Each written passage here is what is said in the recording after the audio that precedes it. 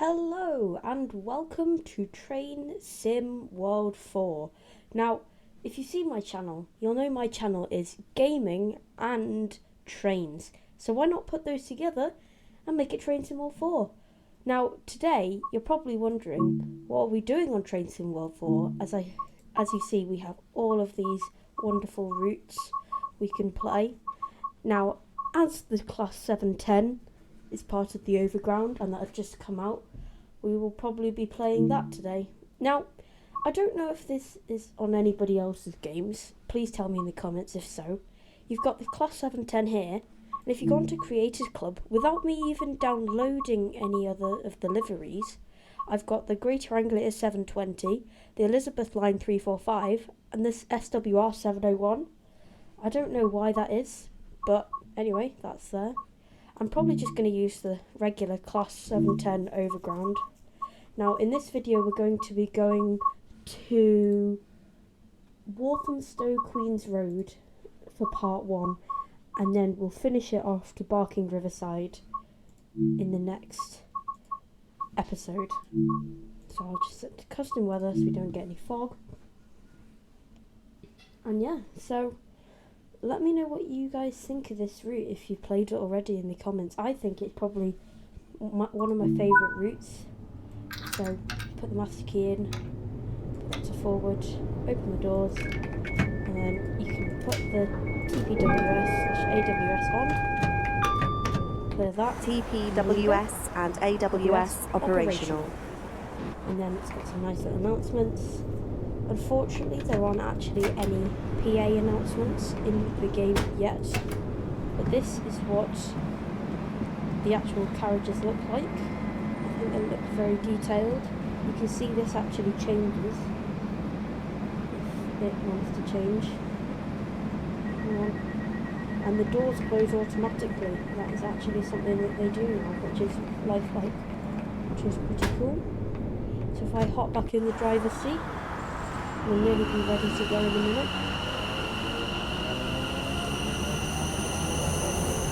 Yeah, hopefully a bit more of a longer episode today. So I'm just going to wait here for another minute until it's time to go. One thing you can actually see here is it says how long you've been stopped. So that's quite cool. Now your braking system, you have 3 notches and then the emergency brake, and then the acceleration is in percentages, so it will go up smoothly. So yeah, that's this route. I'll let you sit back, relax, and enjoy the ride.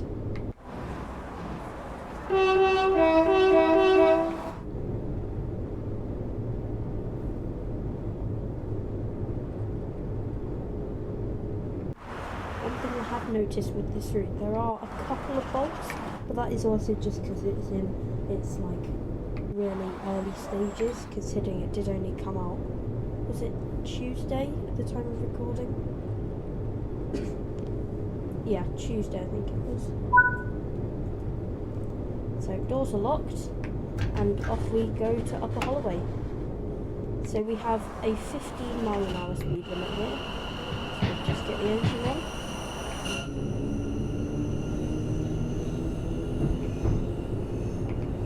So, if you weren't already aware, this is the London Overground Suffragette line, more commonly known to enthusiasts as the Goblin line.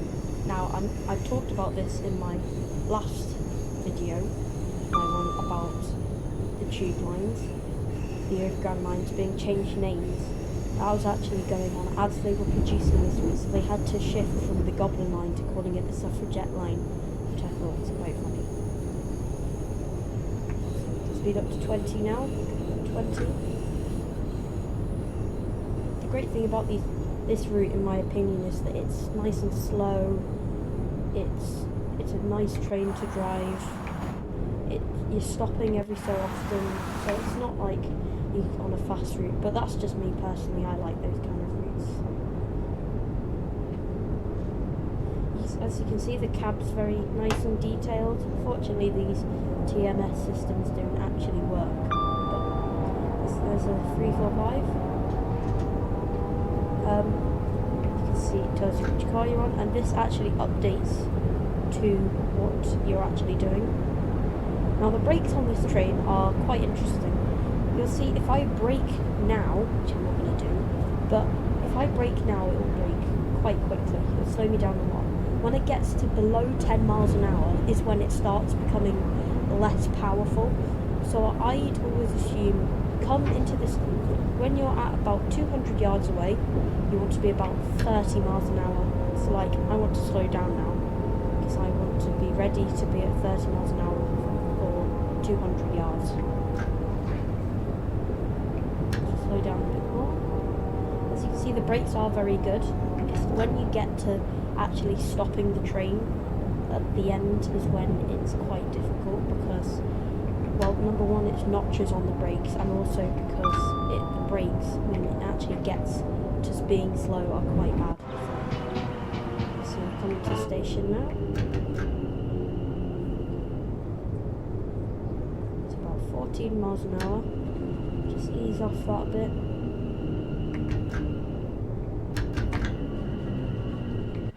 And there you are. We have arrived at Upper Holloway. Now, one thing to note is that you have two door release buttons. Now, one thing to note is that only this right one works for some reason. Normally, on other trains, if you hover over either of them, or even just in the middle, it will work. But for some reason, it's only this one that works. Same with this side, it's only the outside one, not the inside one. Also, some problems as well when the doors close automatically. The NPCs don't quite know that the doors have closed, so you'll see some NPCs walking on and off the trains. There's a 66 one past now. So you'll see some NPCs going on and off the train even while the doors appear to be closed. So the doors are automatically locked. And then off we go out of Upper Holloway.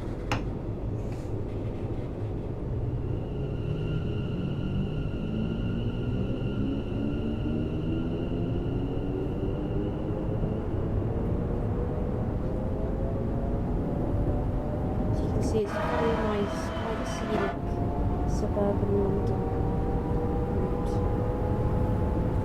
Quite pleasurable for the eyes. Pleasurable? Pleasant?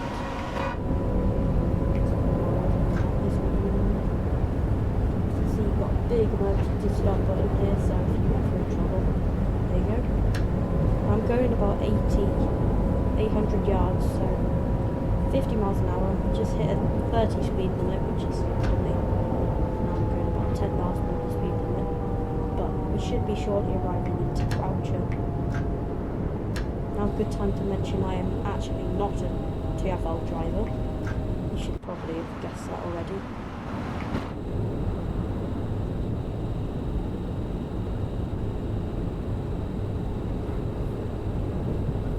Yeah, I'm hoping this will be a bit of a longer episode today.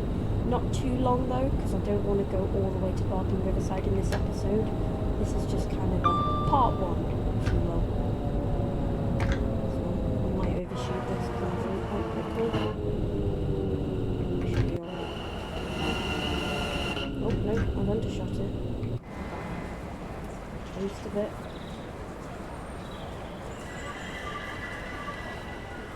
There we go.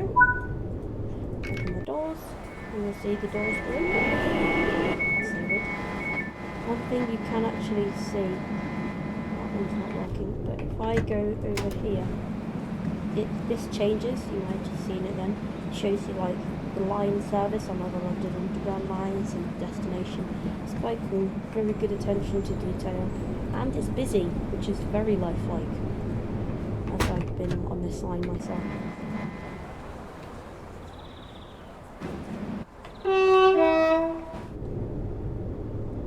Just wait here for 25 more seconds. So as you can see, I'm on brake position 3, well 1 now. This will demonstrate what position you're on. So when the doors are closed, yeah, so if I change that, it will go back, and then when I speed up, it will move this forward to show you the acceleration, which I find is quite a cool attention to detail. We've got depot whistle, warning horn, signal buzzer, all the things that can make noise for the 3-year-old toddlers who like making noise for whatever reason. Well, and your AWS as well. Yeah.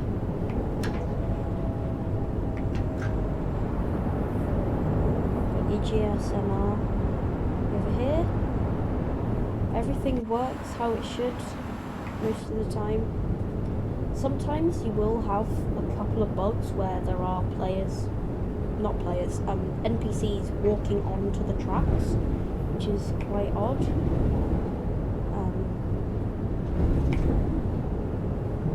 So yeah, it's a bit odd. I only really had that in the first day, so I don't know if there's been a hot fix for that yet. Just cruising along at 30 miles an hour at the moment with a 1% decline.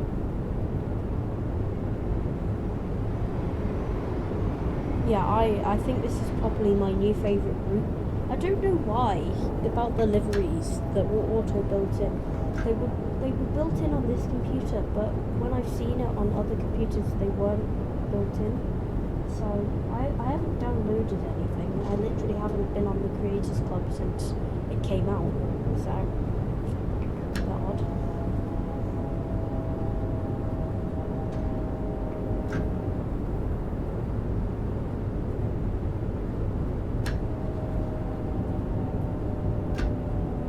As you can see there's an SWR 701, I think it is. Correct me if I'm wrong. Yeah. Oops. Yeah.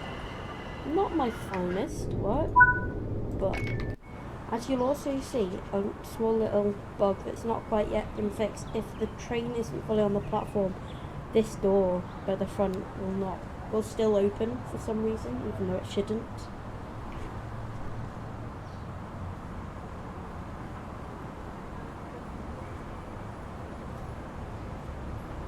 I might actually end this video at South Tottenham, the next stop, because I have to go shortly after, so I need to get ready. But I will be continuing the video on from South Tottenham all the way to Barking Riverside in part 2 of this video. So subscribe to the channel if you'd like to see that. Yeah.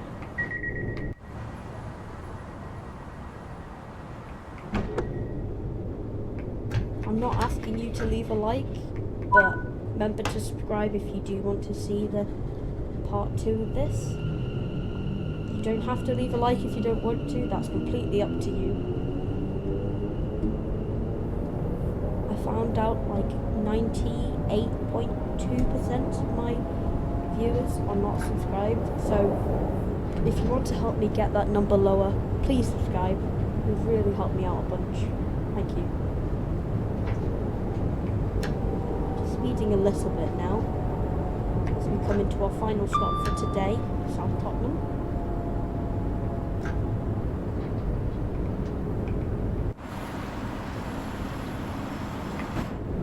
Yeah, I just again want to say thank you for watching. Just a short little, well, I wouldn't say short, it's my longest video yet, kind of.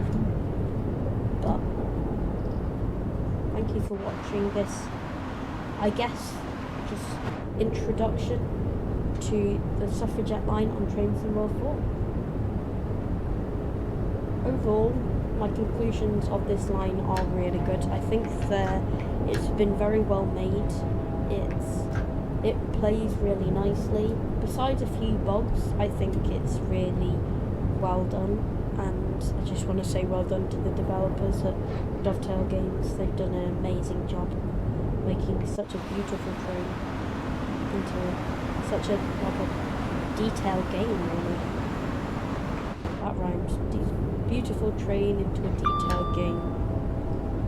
And then also you can see you do actually have the crossovers up here, which is quite good attention to detail. And at Gospel Oak, I think it is, you will see trains that go to Stratford and Clapham Junction. You can't actually drive them, but you can like see the sign posted boards that say like this train is for Clapham Junction, which I think is really cool attention to detail. They didn't have to do that. They could have just left the platform empty and nobody would have noticed, but they did, which just makes it feel so much more lifelike and realistic. Anyway, this will be our final stop for today. I'll be carrying this on later on at some point.